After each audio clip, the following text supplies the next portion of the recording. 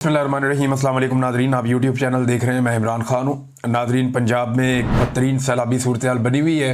पंजाब के 3 ऐसे दरिया हैं जहाँ पे पानी बहुत बड़ी मिकदार में आया और ये इंडिया की सरजमीन से पानी पाकिस्तान में दाखिल हुआ है। इनमें 2 दरिया वो हैं सिंध-तास मुआहदे के मुताबिक उनका पानी भारत का हक है, वो उस पानी को रोक सकता है, वहाँ पर वो डैम्स बना सकता है। तो भारत ने वहाँ से पानी छोड़ा है और ये हो सकता है, यानी भारत के लिए ये तो लाजिम था कि इसका पानी वो रोक सकता है, ये तो उसको हक था, लेकिन ये वो बाउंड नहीं था कि वो इस पानी को नहीं छोड़ेगा। हाँ, ये ज़रूर था कि भारत जब पानी को छोड़ेगा तो वो आगाह कर देगा, जी हम पानी छोड़ रहे हैं तो पानी आ रहा है। तो भारत ने कुछ जगहों पे आगाह भी किया। ऐसा नहीं है कि भारत ने बिल्कुल पाकिस्तान को इत्तला नहीं दी और पाकिस्तान को अंधेरे में रखा है, लेकिन ये बारिशें एकदम हुई हैं और बहुत ज़्यादा बारिशें हुई हैं और गुज़िश्ता चंद दिनों से इसकी प्रेडिक्शन मौजूद थी। यानी 19 तारीख को मुझे अच्छी तरह याद है कि ओन अब्बास साहब ने असम्बली में खड़े होकर ये बात बताई थी, सेनेटर ने, कि सैलाबी सूरत हाल पैदा हो रही है और उनके अंदाजे के मुताबिक जनूबी पंजाब और सिंध 1 सितंबर तक डूब जाएंगे और वहाँ पे सूरत हाल बहुत ख़राब हो जाएगी। तो हुकूमत को होश के नाखून लेने चाहिए और उस तरफ तवज्जो देनी चाहिए। तो इसका आइडिया तो था।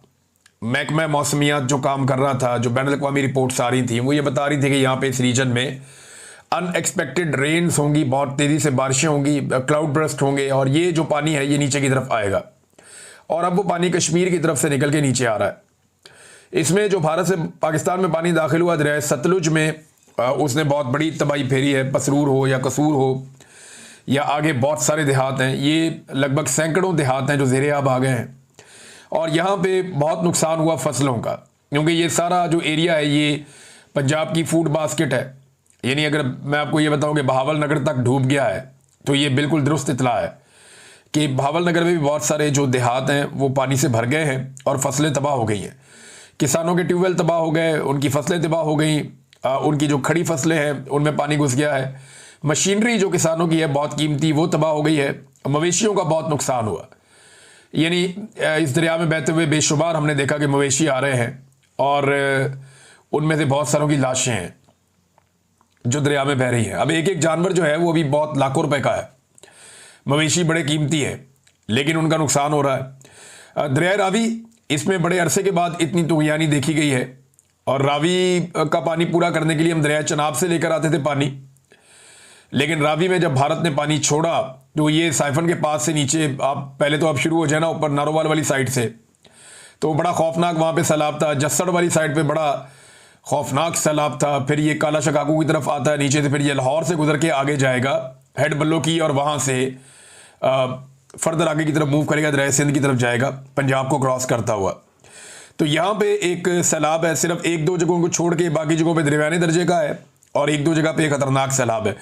जो सबसे ज़्यादा मुश्किल सूरत हाल बनी है वो दरिया चनाब में बनी है। अब ये पानी का जो है ना, मुकम्मल पाकिस्तान का हक है इस पानी पर, इसमें भारत पानी रोक नहीं सकता। हुआ यह है कि अगर भारत पानी ना रोकता तो ये फ्लो के साथ पानी आता रहता और काफ़ी दिनों में ये पानी गुजरता। भारत ने दरिया चनाब के ऊपर बंद बांध के पानी कई जगह पे रोका हुआ है। ये जो गैर कानूनी काम भारत ने किया है, सिंध-तास मुआहदे की खिलाफ वर्जी की है, वो पानी जब वहाँ पे जमा हो गया और फिर जब बारिशें बहुत ज़्यादा हुई तो भारत ने ना सिर्फ वो बारिशों का पानी आया पाकिस्तान में, बल्कि भारत ने वो बंद खोल दिए और उनकी वजह से अनएक्सपेक्टेडली बहुत बड़ी मिकदार में पानी पाकिस्तान में दाखिल हुआ और अब तक जो इलाके डूबे हैं मैं उनकी तफसीलात आपको, सियालकोट, वजीराबाद, पसरूर, नारोवाल, कसूर, पाकपतन, मंडी बहाउद्दीन, ये कादराबाद, हेड कादराबाद है वहाँ पे एक, और उससे पहले कुछ देहात हैं। तो हेड कादराबाद को बचाने के लिए कि ये हेड टूट जाएगा और इसके ऊपर बहुत दबाव बढ़ रहा है, तो 2 जगह पे धमाके किए गए और मंडी बहाउद्दीन की जानिब पानी छोड़ा गया। वहाँ बहुत फसलें तबाह हुई हैं, लेकिन हेड कादराबाद को बचाने के लिए ये करना पड़ा वहाँ पे। फिर उसके बाद मुख्तलिफ और जगहों पे बंद तोड़े जा रहे हैं। बहावल नगर भी डूब गया है, किसानों की मशीनरी, खड़ी फसलें। अब ये जो नुकसान है ये अरबों रुपए का है। क्या ये नुकसान पूरा किया जाएगा, बड़ा सवाल ये है। तो ऐसा माजी में तो नहीं हुआ कि किसानों का और जो गरीब देहाती हैं उनका नुकसान पूरा किया जाए। सिर्फ चंद जगहों पे हमने देखा, लाहौर में या 1-2 और शहरों में, कि थोड़ी सी एक्टिविटी इंतजामिया ने दिखाई और कहीं पे वो हूटर शूटर चलाए, उन्होंने बाजे बाजे बजाए और उन्होंने बताया जनाब कि वो अलर्ट हैं, वो काम करना चाहते हैं। 1-2 जगह पे टिकटॉक्स वगैरह बनी है, ब्यूरोक्रेसी के लोग गए जाके उन्होंने बनाई है।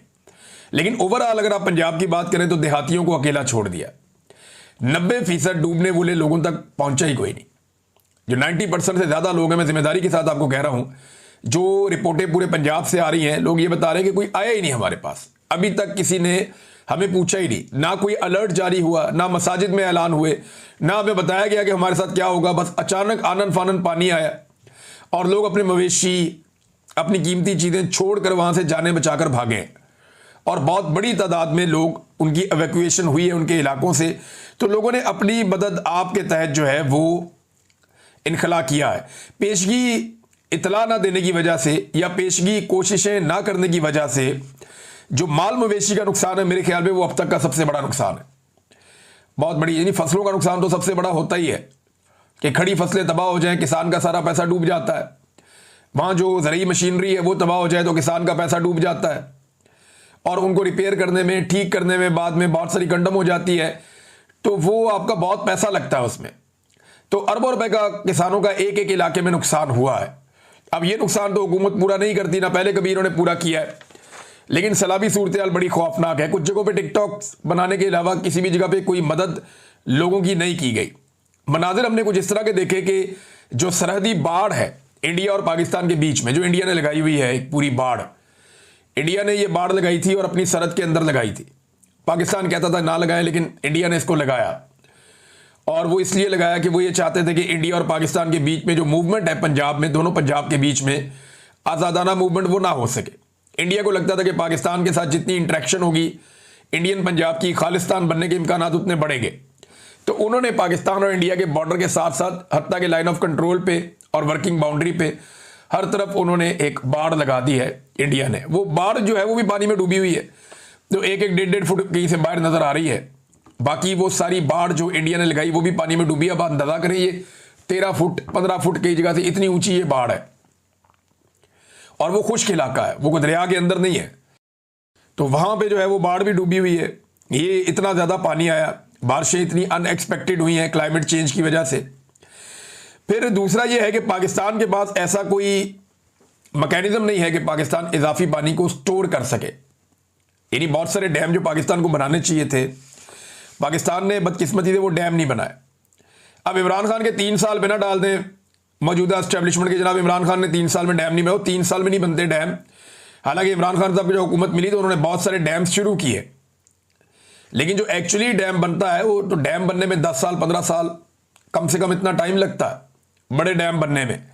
और इमरान खान साहब को तो 3 साल होश ही नहीं आने दी, बीच में कोरोना वायरस भी आ गया 1.5 साल, और इसके बावजूद उन्होंने बहुत सारे पानी जखीरा करने के स्टोरेज बनाए। खैबर पख्तूनख्वा में बहुत सारी मिसालें आपको मिलती हैं, हत्ता कि वो पंजाब में भी काम करना शुरू करने लगे थे, लेकिन फिर जो उनके साथ हुआ वो आप सब अच्छी तरह जानते हैं। अब हमारे पास एक तरबेला और मंगला के अलावा डैम नहीं है बड़ा कोई। हमें बड़े डैम्स बनाने थे जो हमने नहीं बनाए। ये डैम्स हमने क्यों नहीं बनाए, इसकी एक सादा वजह मैं आपको बताता हूं कि आईपीपी से बहुत पैसा आता है, सरमायाकार बहुत पैसा देते हैं। ये जो आईपीपी होते हैं ना, इन्हें आप कहते हैं ये बिजली बनाने के किराए के कारखाने। ये जो बिजली बना के बेचते हैं ना, तो सरकार इनको पैसा देती है बिल की मद में। अब आईपीपी की वजह से पाकिस्तान में बिजली बहुत महंगी है, बहुत महंगी है। इतनी महंगी है कि आप 1 यूनिट इस्तेमाल करें तो आपको 3 या 4 यूनिट के पैसे देने पड़ते हैं, और वो भी कई गुना ज्यादा पैसे देना पड़ते हैं। यानी बिजली वैसे महंगी हो गई और वो भी आप 3 गुना ज्यादा पैसे दे रहे हैं, और कैपेसिटी पेमेंट आप दे रहे हैं, इजाफी पैसा दे रहे हैं। जो बिजली वो नहीं बना रहे वो पैसा भी आप उनको दे रहे हैं। तो इसमें आईपीपी में कमीशन बहुत बड़ा होता है।